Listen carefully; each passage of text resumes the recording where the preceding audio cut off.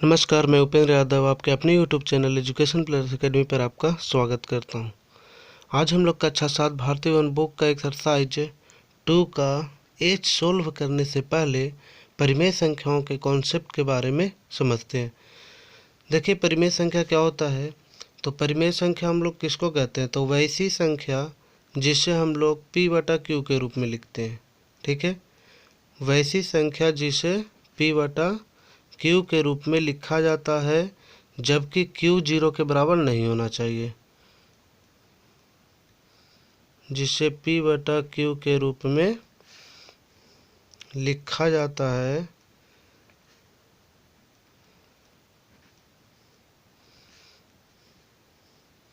जबकि q 0 के बराबर ना हो। ठीक है, तो उसे हम लोग क्या कहेंगे, परिमेय संख्या कहेंगे।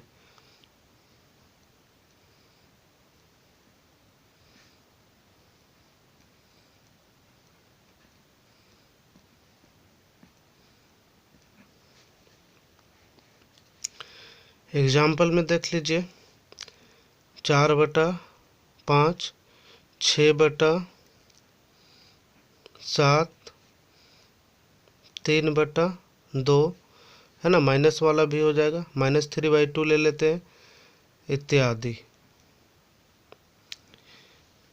परिमेय संख्याओं में एक बात को और समझना है कि p और q में कोई भी उभयनिष्ठ गुणनखंड नहीं होना चाहिए। कोई भी उभयनिष्ठ गुणनखंड नहीं होना चाहिए। जैसे आइए देखते हैं 6/8। उभयनिष्ठ गुणनखंड का मतलब वो ऐसा गुणनखंड जो दोनों में शामिल है। तो 6 का 8 है तो इसको 2 गुने 3 लिख सकते हैं और इसको लिख सकते हैं 2 गुने 4। तो यही हमारा क्या है, उभयनिष्ठ गुणनखंड है। ठीक है, तो परिमेय संख्याओं में कोई भी उभयनिष्ठ गुणनखंड नहीं होना चाहिए, एकदम सरलतम रूप में होना चाहिए।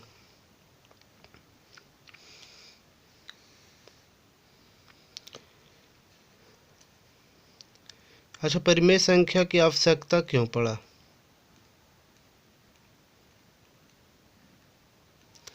ठीक है, जैसे अगर हम लोगों को सोल्व करना होता है कि 4x = कितना 5, तो हमारे पास जितनी भी संख्याएं थी, है ना, पूर्ण संख्या, प्राकृत संख्या, पूर्णांक संख्या, इनसे ये सोल्व नहीं हो पा रहा था।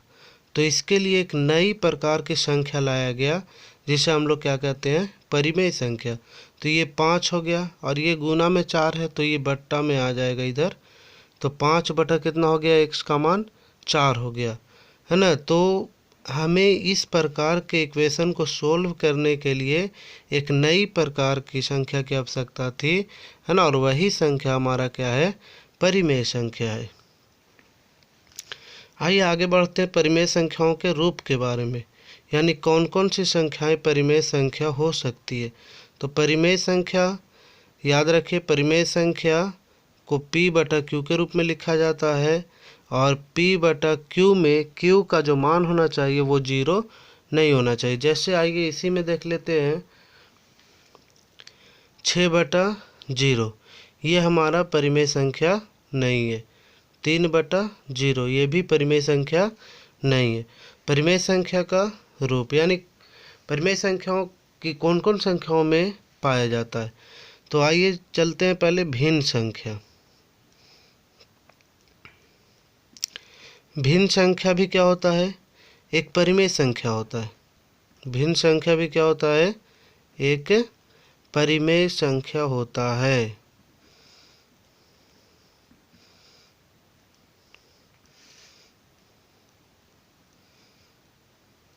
एक परिमेय संख्या होता है, लेकिन क्या होना चाहिए, इसमें कोई उभयनिष्ठ गुणनखंड नहीं होना चाहिए। जैसे 12/15 है ना, तो 12/15 में देखिए उभयनिष्ठ गुणनखंड कौन है, तो इसको हम लोग 3 गुने 4 लिख सकते हैं, इसको लिख सकते हैं 3 गुने 5। तो यहाँ उभयनिष्ठ गुणनखंड 3 है ना, जबकि 12/15 का अगर परिमेय रूप कहें कि परिमेय संख्या के रूप में ये क्या होगा, तो 12/15 का परिमेय रूप हो जाएगा 4/5। ठीक है, यानी कि जो भी उभयनिष्ठ गुणनखंड रहता है उसे हम लोग क्या करते हैं, हटा देते हैं, और इसके बाद जो संख्या बच जाती है वो हमारा परिमेय संख्या होता है।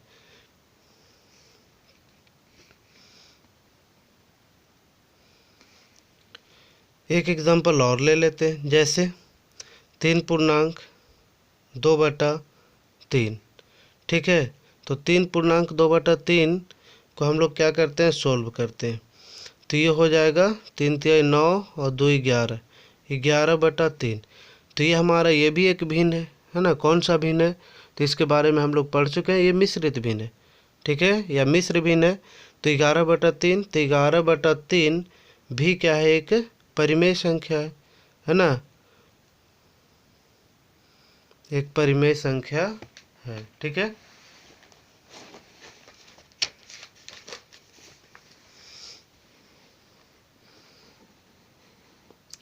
आइए आगे बढ़ते हैं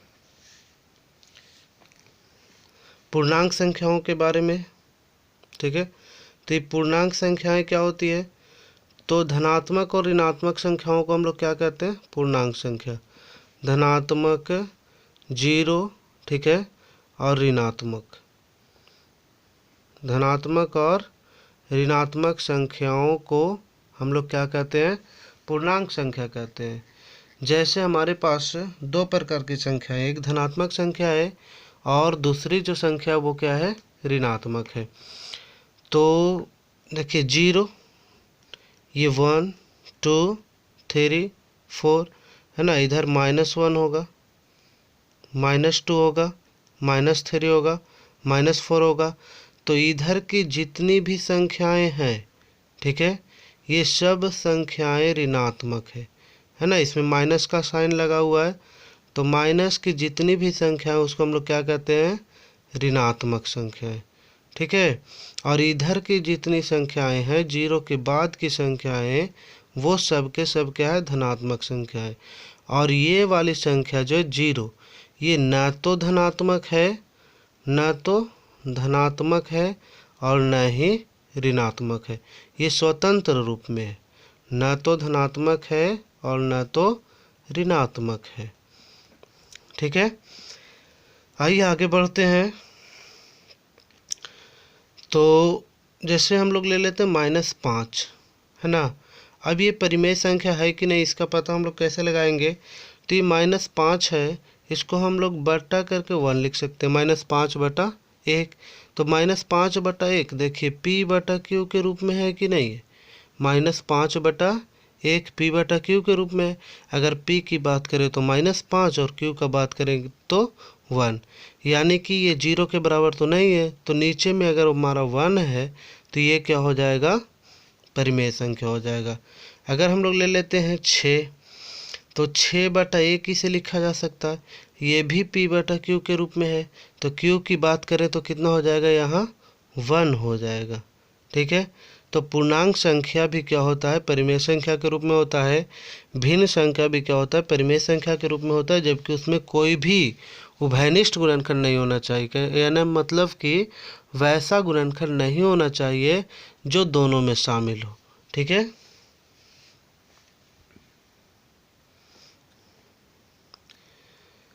परिमेय संख्या का मानक रूप।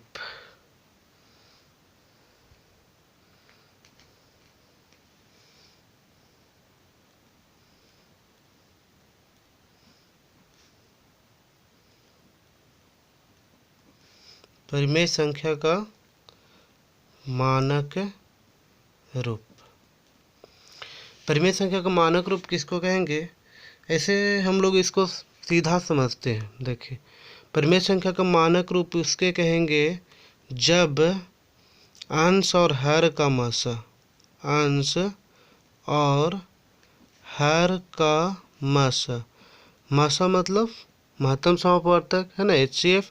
तो जब अंश और हर का मासा कितना हो जाएगा, 1 हो जाएगा, तो उसे हम लोग कहेंगे कि परिमेय संख्या मानक रूप में।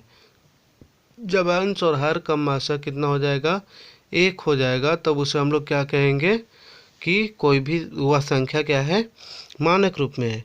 आइए एग्जाम्पल देख लेते हैं इसका।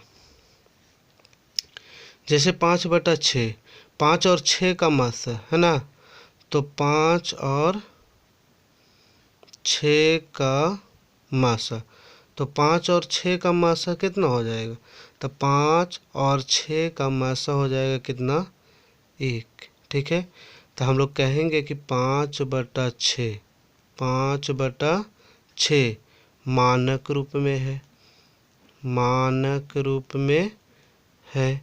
ठीक है, अगर इसी को हम लोग एक और एग्जाम्पल लेके देखते हैं, जैसे 12/14, तो ये मानक रूप में नहीं है क्योंकि इसका उभयनिष्ठ गुणनखंड देखिए 2 × 6 और 2 × कितना है ये 7 है, तो ये मानक रूप में नहीं है ना, क्योंकि इसमें एक उभयनिष्ठ गुणनखंड है। दूसरे तरीका से हम लोग यह भी समझ सकते हैं कि अंश और हर में कोई भी उभयनिष्ठ गुणनखंड ना हो तो उसे हम लोग क्या कर सकते हैं कि यह परिमेय संख्या मानक रूप में है। एक छोटा सा कॉन्सेप्ट और लेना है, जैसे P/Q है, P/Q है, तो हम लोग परिमेय संख्या के रूप में कभी भी माइनस को हर के साथ नहीं रखते है ना, तो इसे माइनस को ऊपर भी हम लोग डायरेक्ट भेज सकते हैं, जैसे -P/Q भी लिख सकते हैं इसको। आखिर ये होता कैसे है, तो P/-Q है, इसको हम लोग क्या करते हैं -1 से गुना कर देते हैं। इसको पॉजिटिव करना है, नीचे वाले को हर को पॉजिटिव करना है, तो पॉजिटिव करने के लिए इसे -1 से गुना करेंगे और ऊपर भी हम लोग कितना से गुना कर देंगे, -1 से, क्योंकि -1 को काट देंगे तो 1 ही आएगा है ना, तो मान में कोई फर्क नहीं पड़ेगा।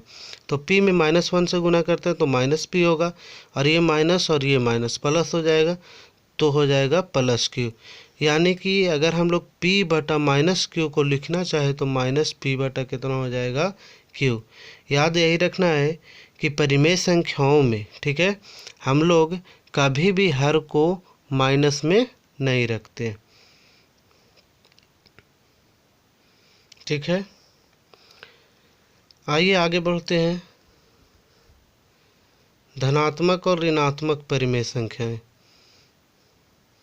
धनात्मक परिमेय संख्याओं के बारे में,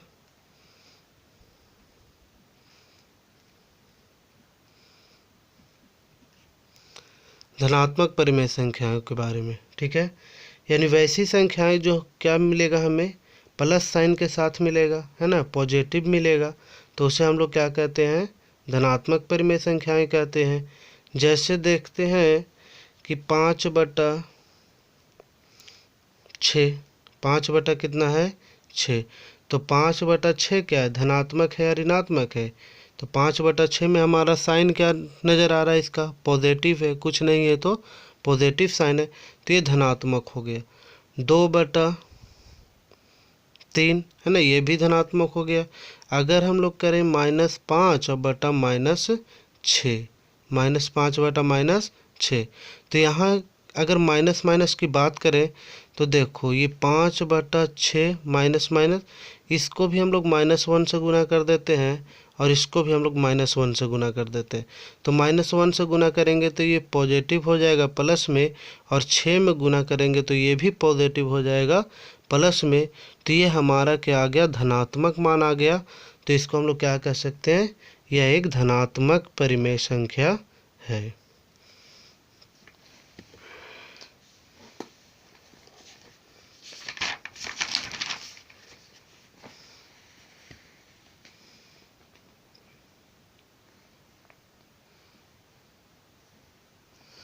आइए ऋणात्मक परिमेय संख्याओं के बारे में पढ़ते हैं।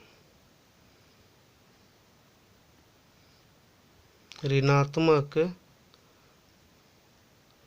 परिमेय संख्या, तो ऋणात्मक परिमेय संख्या किसको कहते हैं, जो माइनस में होगा, 2/3, -5/6 है ना, -4/5, तो ये सब क्या है, ऋणात्मक परिमेय संख्या है, यानी वैसी संख्याएं जो क्या होगा, माइनस में होगा है ना, जिसके साथ माइनस साइन लगा होगा, उसको हम लोग क्या कहते हैं, ऋणात्मक परिमेय संख्या कहते हैं।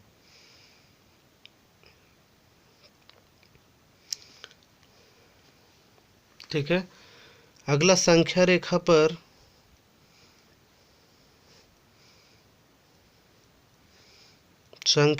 पर परिमेय संख्याओं को दिखाना है। परिमेय संख्या का निरूपण करना है ना, दिखाना है परिमेय संख्या को कि संख्या रेखा पर कहाँ होगा कोई भी परिमेय संख्या। जैसे हम लोग को देखते हैं, पहला एग्जाम्पल ले लेते हैं 7/4। परिमेय संख्या दिखाने के लिए हम लोग क्या करते हैं, एक सरल रेखा ले लेते हैं पहले।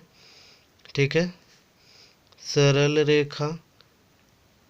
एक कॉन्सेप्ट और याद रखिए कि सरल रेखा में बीच का जो मान होता है वो 0 होगा और इसके दाईं तरफ का जो मान होगा वो पॉजिटिव होता है, 1 2 3 4, और बाईं तरफ का जो मान होगा वो निगेटिव, -1 -2 -3 -4। इसमें अगर हम लोगों को ऋणात्मक परिमेय संख्या दिखाना होगा तो हम लोग क्या करेंगे, बाईं तरफ वाला निगेटिव वाला लेंगे, और धनात्मक परिमेय संख्याओं को दिखाना होगा तो हम लोग पॉजिटिव वाला लेंगे। 7/4 को दिखाना है, 7/4। इसे अगर हम लोग पूर्णांक के रूप में तोड़ते हैं तो ये आ जाएगा 1/3/4। तो 1/3/4 का मतलब है कि 1 के बाद की जो संख्या है, ठीक है, 1 के बाद की संख्या, 2 से तो छोटा है, तो 1 के बाद की संख्या हमारा होगा। तो 1 की बाद की संख्या को हम लोग क्या करते हैं, 4 भाग में बांटते हैं। इसको 4 बराबर भागों में बांट देंगे, 1 2 3, और ऊपर में हम लोग को कितना दिखाई दे रहा है, 3, यानी तीसरा वाला जो भाग होगा, है ना, पहला दूसरा और तीसरा वाला, यही वाला हमारा हो जाएगा 7/4 आंसर। ठीक है,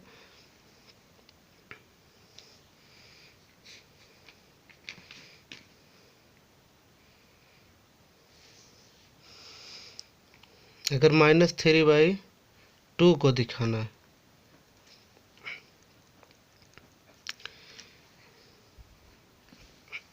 एक सरल रेखा लेंगे।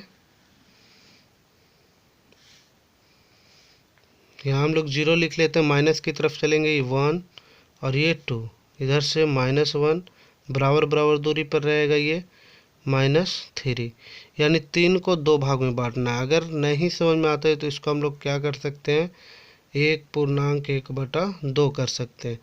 तो 1 के बाद और 2 से पहले, ठीक है, 1 के बाद और 2 से पहले इसको क्या करना है, 1 को 2 भाग में बांटना है। तो इसको हम लोग 2 भाग में बांट दिए। अब पहला वाला देखिए 1 भाग और ये 2 भाग, तो पहला वाला जो होगा हमारा, उसी पे हम लोग क्या करेंगे, परिमेय संख्या को दर्शा देंगे। तो यही हो जाएगा -3/2। अगर पॉजिटिव में लेना था तो 1 के बाद हमारा यहाँ, है ना, अगर 3/2 लेना है पॉजिटिव में, किसको दिखाना है, तो 1 के बाद देखिए ये आधा हो जाएगा 1.5, है ना, ये भी 1/1/2, तो यहाँ पास हमारा हो जाएगा 3/2।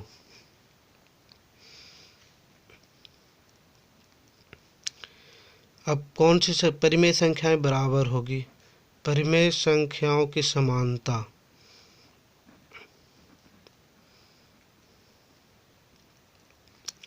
तो परिमेय संख्याओं की समानता के लिए हम लोग क्या करते हैं, जैसे a/b है और c/d है, a/b है और c/d है।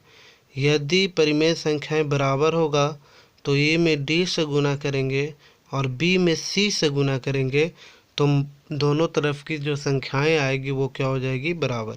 जैसे 4/6 है, ठीक है, और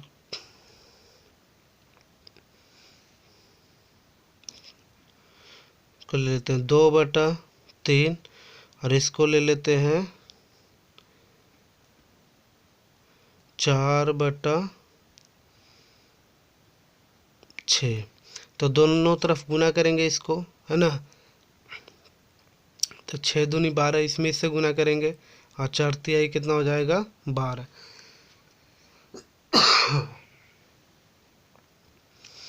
तो ये दोनों संख्याएं क्या है, बराबर है ना। इधर वाली संख्या देखिए और इधर वाली संख्या देखिए। 6 में 2 से गुना किए 12, 4 में 3 से गुना किए भी कितना आ गया 12। तो दोनों तरफ से मतलब बराबर हो गया। तो ये 2/3 और 4/6 क्या हो जाएगा, बराबर हो जाएगा।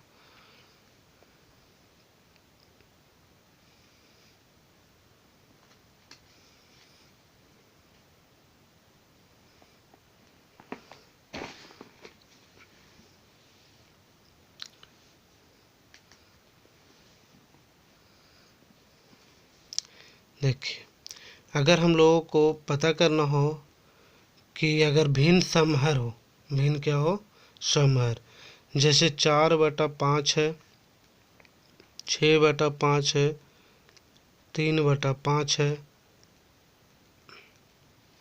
और 2/5 है। इसमें कहेगा कि बताइए कि कौन सी भिन्न जो है बड़ी है।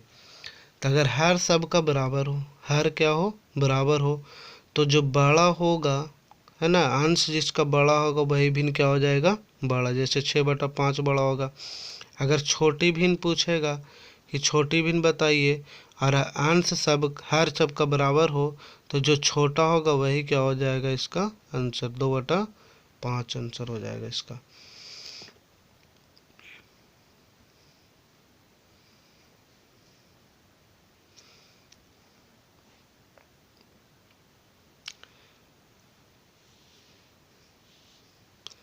अगर हमें परिमेय संख्याओं की तुलना करना हो, ठीक है, तो परिमेय संख्याओं की तुलना करने के लिए जैसे मान लेते हैं 2/3, 2/6 और 5 कितना 12 हो, ठीक है। तो इसे निकालना है, यहाँ तो हर बराबर नहीं है, तो क्या करते हैं, हर का एलसीएम लेंगे, हर का एलसीएम।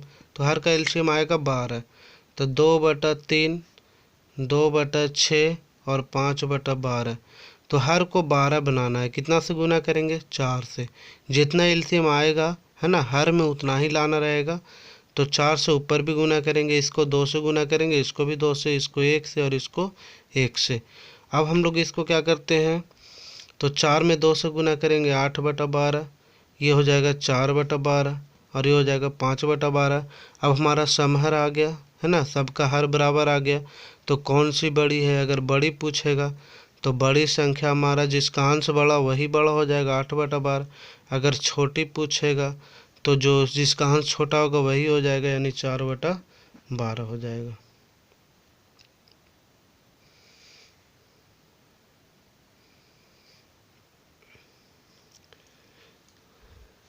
अब परिमेय संख्याओं के बीच की संख्या निकालना है। परिमेय संख्याओं के बीच की संख्या निकालना, तो इसको हम लोग याद रखेंगे a+b/2 है ना। परिमेय संख्याओं के बीच की संख्या निकालने का हमारे पास फॉर्मूला है a+b/2। जैसे आइए एग्जाम्पल 2/3 और 2/6 के बीच की संख्या निकालना है, परिमेय संख्या, ठीक है। तो ए के जगह रखेंगे 2/3 और बी के जगह रखेंगे 2/6। तो 1/2 को हम लोग पहले निकाल देते हैं बाहर में, ये 2/3 प्लस 2/6, 3 और 6 का एलसीएम कितना आ जाएगा, 6। 3 में 2 से करेंगे 2 आएगा, 2 में 2 से ऊपर गुना करेंगे 4, 6 में 6 से करेंगे भाग देंगे तो 1 आएगा और 2, यानी कि पहली संख्या हमारा आ गया 1/2 और 6/6। तो ये तो कट जाएगा, यानी कि 1/2 आ गया, ठीक है। 1 कितना आ गया, 2। अब हम लोग क्या करेंगे, अगर कोई और परिमेय संख्या निकालना है, दूसरी परिमेय संख्या निकालना, तो दूसरी परिमेय संख्या निकालने के लिए क्या करेंगे, 1/2 लेंगे और कोई ले लेंगे 2/6 ले लेंगे, चाहे 2/3 ले लेंगे, तो 2/3 ले लेते हैं और फिर इसका 1/2 कर देंगे, ठीक है। और फिर इसको हम लोग क्या कर देंगे, सोल्व कर देंगे।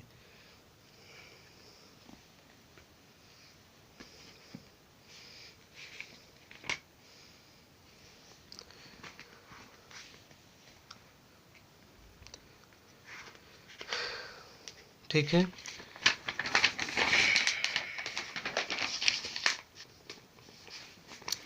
या फिर हम लोग इसको दूसरे तरीका से भी निकाल सकते हैं, जैसे 2/3 और 2/6, 2/3 और 2/6 के बीच की परिमेय संख्या निकालना है। परिमेय संख्या, तो 2/3 और 2/6 के बीच की परिमेय संख्या निकालना है, तो हर का एलसीएम लेंगे, हर का एलसीएम। तो इसका एलसीएम कितना आ जाएगा? 6। तो हर को बना दी, समहर करके ही बनाना है इसको। 2/3, 2/6, इधर से 2 से, इधर भी 2 से, तो 6 बन गया हर में। यहाँ 1 से और यहाँ 1 से, तो 2 दूनी 4/6 और इधर से 2/6। तो 2/6 और 4/6 के बीच में तो एक ही संख्या हम लोगों को मिल रहा है। तो क्या करेंगे, समान संख्या से अंश में और समान संख्या से हर में। जैसे 4/6, इसको 10 से गुना कर देते हैं, ऊपर भी 10 से गुना कर देते हैं। और ये 2/6 है, इसको भी 10 से गुना कर देते हैं और इसको भी कितना से गुना कर देते हैं? 10 से। तो ये हो जाएगा 40/60 और ये हो जाएगा 20/60। ऐसा क्यों किया गया? क्योंकि इसमें हम लोगों को मात्र एक ही संख्या मिल रहा था, जैसे 2 और 4 के बीच में एक ही संख्या था। तो संख्या के गैपिंग को बढ़ाने के लिए हम लोगों ने ये काम किया। तो अब यहाँ से हम लोग क्या लिख सकते हैं, इतना के बीच की संख्या। तो बीच की संख्या हो जाएगा, ऐसे लिख सकते हैं, 2/3 और 2/6 के बीच की परिमेय संख्या। परिमेय संख्या, तो 20 और 40 के बीच में कोई भी संख्या ले लेंगे। 21/60, 22/60, 23/60, है ना, डॉट डॉट, है ना। अगर और भी हमें बड़ा लेना है तो 100 से गुना कर देंगे, और बड़ा लेना है तो 500 से गुना कर देंगे। ठीक है, तो यही हो जाएगा इसका आंसर। अगर हमारे द्वारा बनाई गई वीडियो, है ना, हमारे द्वारा दिए गए कॉन्सेप्ट आपको अच्छा लगता हो तो इस वीडियो को लाइक कीजिए, चैनल को सब्सक्राइब कीजिए और दोस्तों के साथ इसे शेयर कीजिए। धन्यवाद।